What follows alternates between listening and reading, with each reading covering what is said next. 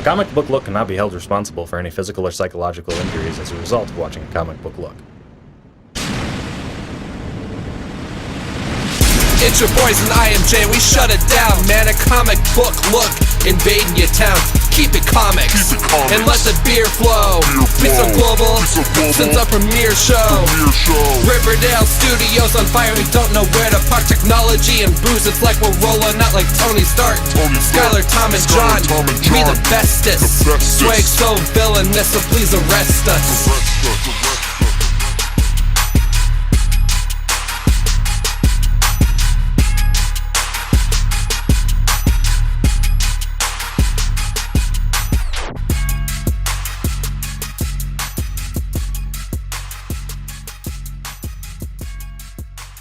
Hey everybody, welcome to a comic book look. This is issue 89 or 90 or somewhere around there. It is me, Tom, and Skylar. We're back with your weekly TV show on comic books and everything relating to comic books. And we have a good episode for you. I feel like they're coming out like hotcakes, but we got animated series. Yeah. Yes. Another animated film from DC original, and this one's called Justice League Flashpoint Paradox, yes. And so that's what we're gonna talk about today. Why you should or shouldn't see it, and what it's about, and what our take is on it. You know what I'm saying, Sky Dog? Yeah. So the way we usually do this is we kind of start with a story line, kind of what it's about. We've got the Flash and Reverse Flash. We've got a big face-off in the beginning, and something happens. We're not sure exactly what, actually. And Flash wakes up in an alternate reality, which I wish John was here for this. He would have loved it. His favorite. John always hates alternate realities because it's not in continuity. Yeah. I absolutely love them because they're so funny. You can do whatever you want with these familiar characters. But that's really what we saw here too. Oh, shit, yeah. Dude, shit, yeah. I mean, Flashpoint, what it's based on, everybody knows about the new DC 52. Right before DC 52, Flashpoint was DC's big event that was going on, and everything, all the other books tied into it, and they had all these mini-series with it. And then right after that, that's when new DC 52 started. So this was like the alternate reality that was supposed to flash into, and then boom, new DC 52. So this is what they did, is they took that like 7 mini-series from Jeff Johns and then made it into this film. But what they really did is, I mean, we got the whole Batman story, and that happens all in a 3-issue miniseries from Brian Azzarello and Edward Rizzo, and it sucks that they got no recognition for this because it just says, based on the story from Jeff Johns and Andy Kubert, Flashpoint, where they use a lot of those different tie-ins, especially Brian Azzarello's. But yeah, and actually, this is my first big beef with the movie that we've just watched. It is a Flash story, yeah, but it still revolves around Batman. Yeah, and I feel like every time you go into anything DC, Batman, it's all wrapped up in Batman. Yeah, yeah, and that's how they like. I'm surprised we got this. I remember them making a statement after they made Wonder Woman and Green Lantern. They were like, it didn't sell as good as anything that's in Superman or Batman on it. So we're probably only going to make Superman or Batman things. So it's fun to make. They can call this one a Justice League, where it is definitely strictly a Flash story, but it ties so heavily into Batman. And it is really hard to do that when they're tying in as many superheroes as they are to this movie. Yeah. Which there are so many Tom didn't even know some of the superheroes that showed up and then perished. And I think that's probably the best part about this. Is if you hadn't watched anything or you don't know anything about these characters, you don't know anything, all you know is like it's a bunch of cool, powerful people having cool, powerful fights, crazy shit's happening, dark things are happening. Everybody knows Batman. Batman's not acting like he's supposed to. I mean, I have to say overall, I was actually really blown away from this. I mean, I love alternate stories, and so to have, you get Kevin Conroy as Batman from the animated series that we all love, his same voice when he's in the real world as Kevin Conroy. Then Batman, when they go to the Flashpoint Universe, and everything is the shit, and Batman is running is actually Thomas Wayne, Batman's dad, because Bruce got shot. He runs casinos. He uses guns. He is not afraid to kill people. We right away see him fighting somebody called the Yo-Yo, who's like basically, you know, Harley Quinn. Yeah. You know, and he just has no problem just throwing her, and he was going to kill her, and at the last minute, Cyborg saved her, and then tries to recruit Batman into this, like, kind of like Justice League thing, where Batman actually calls them the Suicide Squad. But they're sent because they're controlled by the government. Yep. By the president specifically. Yeah, Cyborg. So like a Delta Squad kind of. Exactly. Situation. Cyborg has the okay of the president to try to get these together to stop this big war. Because in the Flashpoint universe, what's going on after this all happens or whatever? This thing happens to Flash, and he wakes up in this other universe. He doesn't know anything that's going on. His mother is alive. There's no such thing as the Flash, and the big thing that's going on is there's a huge war. There's also no such thing as Superman. Yeah, no such thing as Superman, for sure. And there's a huge war going on. Iron Man, Aquaman, and Princess Diana, Wonder Woman, have decided to turn on the world, and they have started taking over populations and just killing anybody ruthlessly.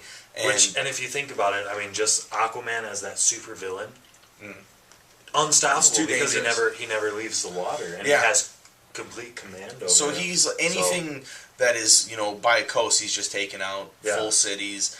And then there's and Wonder Woman and the Amazons. So and they take over the whole UK. They say, or like in a giant massive wave, and they call it New Themyscira. But yeah, it's wild. All this crazy stuff that's going on. This whole time, Flash is just trying to figure out how he can harness the Speed Force again to get back, reverse time, and change what happened, because he ends up finding out that the spoiler alert, the Reverse Flash is there and has controlled all these things, and he finds out, or so he thinks. Yes, the Reverse Flash he has to find them because that's what's going on, and Lois Lane, who's like this reporter, and it's hard to like keep track on a linear path, but it is really tough because everyone's life has changed just a little bit, so they're not quite the character that they are anywhere else. So you kind of have to like actually see it to get all of the characters. But there's the big battle basically between Aquaman and Wonder Woman and the government and Deathstroke's kind of like on the government, and then there's also like these rebels, which is like Grifter and a bunch of the Wildstorm characters. I mean, you get it. One of the coolest parts is you just get to see every superhero. I mean, there's so many fucking superheroes.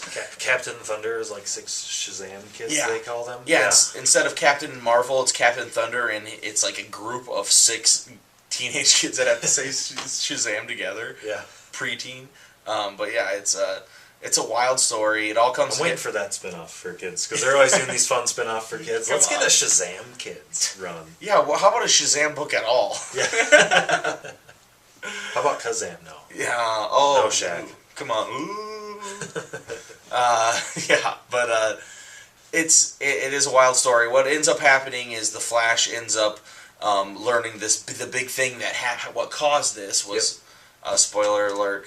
He went back in time to save his mom, and then because he saved his mom, Reverse Flash says that caused like a sonic boom in time, and then it changed everything else. A time boom, and dumb terminology. But I did like how Reverse Flash like straight calls him out and is like, so you didn't like stop Hitler and keep him in art class? You didn't decide to maybe not have JFK from being assassinated. You decided to save your mother. Oh, and I did like that. Yeah, that was pretty funny. And then so like the whole point now is Flash needs to beat up Reverse Flash so he cannot harness the Speed Force, and the Flash can harness it by himself, go back in time, and stop himself from saving his mother. And then so they have this big epic battle back and forth, and they're running really fast, and they're fighting, and you know, at this time it's just like shit goes crazy. So like everybody's fighting everybody. Superman, which we haven't even got to. Superman was. You go for Superman. Superman was locked up by the government upon being found after he crashed into the middle of Metropolis instead of outside, the rural area, and Superman's parents, actually, we saw the flashback of Superman's parents heading back home, assumedly, because they're heading out of Metropolis, and behind them this big. So Superman was confiscated and has been basically completely deprived because they're under red light. They're terrified of him, keeping him from the sun, which he derives his power. And he seems like he knows nothing because he's like, friend, hero. Those are like the only two words he seems to know, And he's clearly not eating much. He's like very skinny, scrawny. There's basically on the brink of death. He's got no meat on his bones whatsoever. But he still ends up coming out. And that's the great thing about Superman. It doesn't matter how big and beefy and how many muscle ripples the artist can draw on him. He's still Superman. He's still a Kryptonian. He gets that yellow sun, and he's like, it's so beautiful. And then all of a sudden, he just fucking kicks ass. But then he gets he gets too scared because he kills everybody with his laser eyes, which would be fucking pretty tough to control. Yeah. Another fun note: the Joker. In this reality was Bruce Wayne's mom. Yeah, Martha Wayne is the Joker. So what happens instead of Bruce Wayne, becoming Batman, Thomas Wayne does, because it comes at the exact same point. Instead of Thomas Wayne getting shot and Martha Wayne, Bruce Wayne gets shot. Thomas Wayne goes and beats the shit out of the guy to death. Who shoots Bruce. He becomes a crazy evil Batman who's running casinos and making tons of money, but evilly. And chasing when we are initially introduced to him, he's chasing the Yo-Yo, the Harley Quinn spinoff. He's just firing, just endless. Yeah, just so many bullets. Just streams of bullets. He's on the kill path. Yeah. No doubt about it. Unlike our traditional Batman character. And so, his Thomas Wayne goes straight that way, and then Martha Wayne gets blood on her hand and kind of wipes it around, and then just starts crazily laughing and turns into the big fucking Joker. And they say something before you know that about that could never happen. He couldn't be that crazy, and then Batman's like, you'd be surprised how what people can do, and then he looks at the Joker card, and there's a bunch of cool parts about with that. There's some really good foreshadowing that isn't spelled out for you, like it traditionally is in a lot of these. But this is not made for the younger crowd. This is made for an adult comic book connoisseur. Oh yeah, which is bomb in our case. Yeah. We haven't even got to how when the Flash gets to the Flashpoint universe, he doesn't have his powers. And then so he has to get his powers. He needs to reenact getting electrocuted with a bunch of chemicals around him, and he talks Bruce Wayne into doing this, and it is the most fucked up part ever. So because it doesn't work the first time, so he's just burning and on fire and just suffering. Dude, he burns off all of his skin. Third-degree burns, there's full body. The best part is, a massive electrocution, of a lightning, hits him. He's in a chair strapped in. All of a sudden, he bursts flame. Batman doesn't even know if this is supposed to happen or what. He kind of looks at him for a little bit. After a little bit, he's kind of drunk. Batman is the whole entire time he's drinking. Well, yeah. And then so he throws over his cape on him to put him out or whatever, but then he already has third-degree burns. The next thing we know, he looks like a mummy in Batman's lair. It's you shouldn't even be alive. Batman, Dr. Wayne. Yeah, Dr. Wayne. So. And the first thing Flash says is let's try it again. So he gets back in the chair. This guy is a suicide wish. Yeah. Back in the chair, and this time it works because something comes unplugged, and then at the right moment, Batman has to plug it back together, and he saves I think Batman. that was just kind of a fluke that Batman just kind of saved it from fail. experiment Failure. from failing.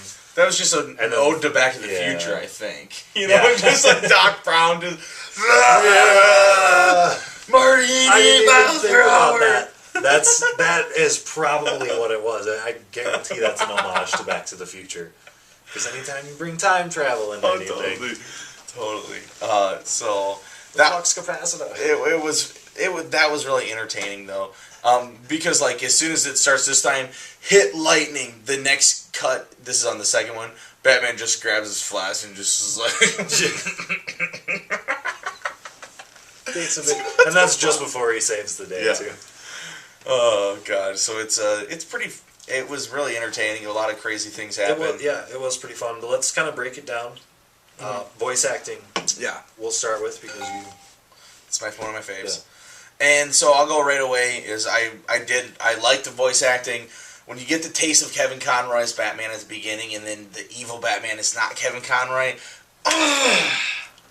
Dang it! It's a little bit of a cock tease there. I know, but it is the guy who was in like the last Justice League. He's the guy who's in Star Trek.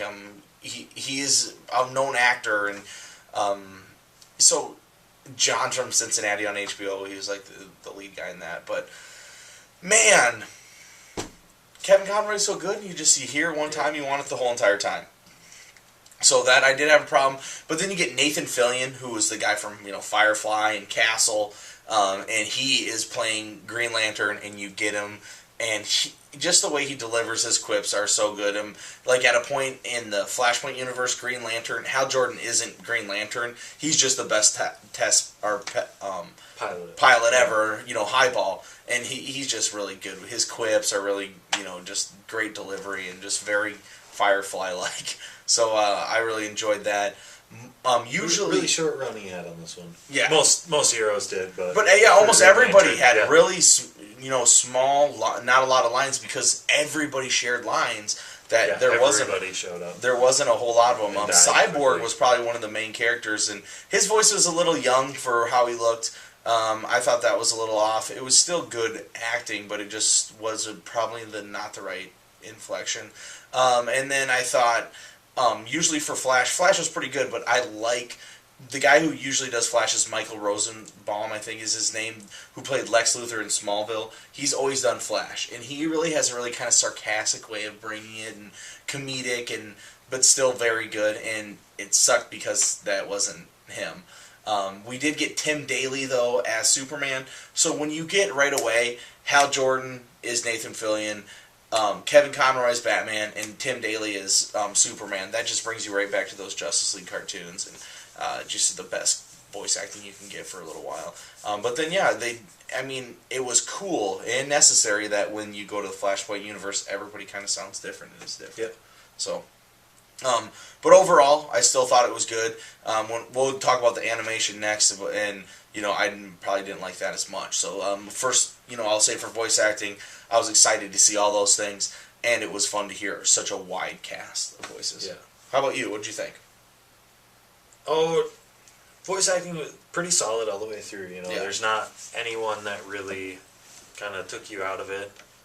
No one really stood out or anything, but that's kind of good. It's Good. a nice, Yep. smooth experience where there's not someone carrying along the whole time, and that's a pretty significant thing to say, I think, because so many of the lines were so short and the parts were so small that it's kind of hard to get this nice cohesive But piece out of it. there was still enough. I want to bring up Yo-Yo. Like, you didn't really know anything about it, but then when Yo-Yo only has about 5 or 6 lines, you know that it's Harley Quinn. You know, so I thought they don't explain it to you that way, but just as us watching all the Harley Quinn that we've seen in the past, we just know that voice. Yeah, we know this is the slight alternate, the tweaked version. So yeah, it was that kind of stuff. The subtleties was still good about it. I kind of want to go into animation because this is something we kind of struggle with on a lot of these films, and sometimes it's kind of the balance between trying to do something that looks comic book arty and an actual cartoon. And there's a balance there, but we kind of end up with some choppy animation during the dialogues and stuff, and then more of the hours. And I've said this before about these same movies. More of the hours are spent animating the battle scenes, or the end, the 3 extra minutes of Flash just running, traipsing across Center City for pretty fun. damn cool looking. Yeah. At the very end, better there's than the rest of the movie. Yeah, at the very end, Flash like runs away. He's like, nothing I can't run off. Pew! And then it cuts into like a more computer generated world and montage, and he's jumping around and stuff, and it looks pretty cool. But yeah, overall, this I think during a lot of the action scenes and stuff, you're right. I mean, it looks pretty damn good. Yeah, but smooth. Superman, just like the way Superman poses and sits, and when he's standing there, he looks weird. His S looks weird. Not skinny Superman, regular Superman. Okay. I was gonna say I kind of liked how frail the skinny and one is perfect. Yeah, the skinny one is so decrepit. But just like they didn't take enough time on that. Everybody. It's like if you're gonna use more of the Japanese. I feel like they probably ship it off to Korea or Japan or somewhere over there to actually cut it. Just pay them a little bit more to give it like what they do to their awesome anime, because you get a little bit of it, but just not enough. It's still, I feel like, dulled down a little bit, or they're just not. They don't put in as much money into maybe having as many frames per second, or I really don't know what it is, but I just feel like I've seen better, and I think they could do better. This story being so wild and being able to see so many different characters and having it so action-packed, I mean, I just wish the animation would have just been a little bit more on point, or, more beautiful. When Wonder Woman at one point is delivering lines and the only movement outside of her lips is one of the Amazons. Only one. She delivers like 5 or 6 sentences, full sentences. One of them blinks. The only movement on the screen other than her mouth. And that kind of thing, it kind of pulls me out of it, and it draws my attention away and stuff, because when there's only that one little movement, and she's not doing any hand gestures or anything while she talks. Same with the Reverse Flash. A lot of times, it'd be the Reverse Flash, and he's doing his thing, and then his mouth is just literally doing the same exact thing. It only moves a little bit, and so there wasn't any. I don't know. It was just a little bit lackluster for having such a cool script and actually really good music and a good plot line, and everything was really fast paced and crazy shit was always happening, and you got to see a little bit from every character.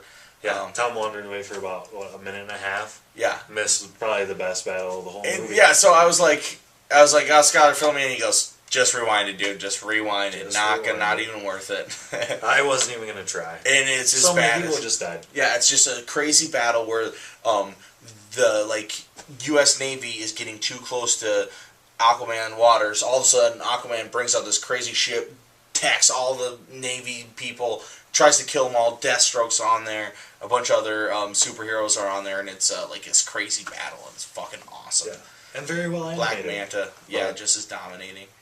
But yeah, I mean, the animation was definitely the worst part of it. Everything else I thought was good. Like I said, the music was good. What do you give it for your overall rating? Overall rating, I'm gonna have to say 1.21 gigawatts. Is that a new beer? That's a new rating. We're rating on the Doc Brown system. The Doc Brown system. Yeah. So Sky gives it 1.21 gigawatts. I'm gonna give it 4 out of 6. Nice. Mostly the 2 are lacking because the animation kind of set us back a little bit on the story, but at the same time it didn't. It removed you from the storyline from time to time, but it didn't make it a worse storyline. It was still a really fun and a must-see, I think, for anyone who's into this sort of thing. For sure. And I'm going to give it its full 6-pack. Because it was an alternate universe, I got to see almost every single character. Crazy shit was happening. Always, Flash was getting blown up. Batman was killing people. Wonder Woman is cutting off Aquaman's wife's head and wearing her crown. Yeah. Aquaman is just, being a little bitch and cheating on his wife and fucking Wonder Woman, and just right in front of an Amazon. Yeah, so many crazy shit. All this crazy shit is going on, and it's just what I would do for people who are like, oh, what's a superhero thing that I should watch? I would definitely say this is the one to watch because crazy shit happens. if you don't know anything about anything, all you know is like there's ultra powerful people in the world and everybody's battling. Even if you do know something about these people, forget it all, and then start watching this. So that's what makes it so fun, and I just think this is really badass, and I think this could catch a bigger audience. I mean, if we got a bunch of like 15, 16, 17-year-old kids to watch this, they would fucking love this because it is super badass. I mean, how fun the Avengers is getting all those together. This is so much funner because it's just this is so much more fun because there's just such a vast array of characters and they're portrayed in such different ways that I give it the full 6-pack. I mean, even though I talk shit about the animation, it didn't hold it back because I did think it was really cool. I just can't believe this is the story we got. They went all the way for it. I mean, the only thing that could get better than this that I can think of is if they did like Infinite Crisis on multiple Earths, which would be sweet. I know they did one Crisis one; it wasn't as good, but if they did the full thing, it would be amazing. But anyway, I'm gonna give a 2-word synopsis. Okay, let's do it. Well, I don't know. You can be the judge, I guess, if it's 2 words or not. But Justice League, Civil War. So 4 words. Is Justice League 2 words? Two hyphen words. You're right. Justice League, Civil War. Let's just mash it all into one. Justice League, Civil War. Justice League, Civil War. And yeah, but that's exactly what it is. Yeah. I mean, and Batman and Superman versus Wonder Woman and Aquaman and Green Lantern's not even a thing. So yeah, and Flash is he's just a kamikaze pilot. Yeah, exactly. But yeah, so anyway, that's what's awesome. Anything else new with you in your comic book world? You know, not particularly, but I see you got some sweet new treasures here. Yeah, I did. Let's talk about your experience. Recently I went to Denver and I went to Mile High Comic Books, the Mega Store, which is the largest largest comic book store in the world. And it is very huge. It's just in this giant warehouse, which is dirty and unorganized and really kind of just shitty. But it is very big, and it was fun to go see. And I do suggest if you're there. Industrial zone of town. Yeah, totally. And like old ass signs. I mean, it looks absolutely terrible. But anyway, they had like more dollar bins than anything. And if you buy a bunch, you get it really cheap. So I probably got all these books for about 50 cents to 75 cents a piece, and I got some really ridiculous ones. Oh yeah, I'm seeing some Trek there. I'm keeping the treasures for John until he gets here. John, we miss you already, buddy, but I got your presents right over there. This one, Prophet #1. Glittering prizes. I am so in love with the current Prophet series that I decided to buy Prophet #1 from Rob Liefeld, my least favorite comic book person of all time, because it's just funny. Giving him an extra chance, though, Totally. But one thing I did super score here, guys, is look at this massive run of Appleseed that I got. This is for 60 cents a comic. This shit is just off the chain, man. Can't wait to burn through all this. Appleseed is just super fun. I remember reading a little bit. I've heard everybody talk about how awesome it is. I've seen the anime, but I'm so excited to read through these now. Another cool one, I just thought this was cool. Louise Simonson wrote this, and it was a cool cover. Detective Comics, and it was real cheap. Vox, I have no idea what this is. But, I mean, first of all, it has a guy in, like, a Kirby spacesuit who has a dog, and he's shooting a dinosaur. And it says, plus a whale of a tail. That's all you really needed to get me to... More importantly, the back cover. Science fiction in action. Science fiction in action. I mean, so, Vox... It had like this crazy sci-fi star-looking Kirby thing. Totally Kirby-inspired, so I got it. We'll see how that goes. Weird Tales are Weird War Tales. This has Richard Corburn, Brian Azzarello, Ian Edgington, Eric Shanower, Gordon Rennie, sorry. A bunch of cool ones. Clint Fabry cover. I thought it was cool, so I'm going to read it. This one I thought I would score totally. Dude, Brian Azzarello and Edward Risso, who's like my favorite team, and they did the mini-series for the Batman Flashpoint. Well, I found just a Batman issue that they did, and I looked through it. Dave Johnson cover, so it's that I don't have, And you just get great Batman, crazy punkish art. You know, you get the crazy mutants are in this. We smash and bashes. We real slice and dices. Yeah, exactly. The Spud. And I wish that we get a good splash, but you see it a little bit here. But I mean, just the art is so fun. Edward Russo is so perfect for this, and it's really pop arty with those colors and stuff.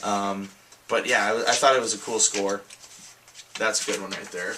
Crazy shot of Batman just all beat the fuck up. Great colors, great action, really fun. Then you guys all know I'm a Trekker, or Trekkie, Trekker or Trekkie. however you like to say. People say it differently. You just both. You just describe to either. And, Yeah, I know, and/or because both. guess what? I don't give a fuck that much. I mean, I like Star Wars as well, so. Okay. But Star Trek, look at this. Star Trek Next Generation, ridiculous. Giving those to my brother. Deep Space Nine, definitely giving that to my brother. Deep Trek But Nine. look at this. 1, 2, 3 of the Madala Imperative. I'm sure that's going to get really ridiculous. All I can say is, The Queen Amidala Imperative? yeah, Star Trek? very funny. How about this one? Tales of the Teen Titans. First of all, the Teen Titans rocked during this time frame, and how awesome is that cover? I mean, it just is so sweet. Nightwing looking so badass. Starfire, titties out galore. Wonder Girl, bomb as hell. Aqualad looking so muscular. And Love it. Running around in a diaper, apparently. Well, he just has a big package, guys. He has a big package. And then I got Ronin #1. I've always liked Ronin #1. I think I have these, but it's always good to get another copy and just keep laying around because it's that crazy samurai sci-fi tale from Frank Miller that a lot of people don't like, but I thought it was always kind of interesting and cool. And you still get some good old school Frank Miller art. But anyway, yeah, it was cool to see. John, can't wait to have you back, buddy, so you can see your presents that I got you there. But yeah, other than that, guys, make sure that you're hitting us up at comicbooklook@gmail.com, our Facebook post, our Facebook page. Inveterate Media Junkies is where we debut these videos. Please go there and comment when we post them. And other than that, keep it real. And check out Bump and Jump from Intellivision. Bump and Jump, coming to you Saturday morning. 1987. Keep it comics?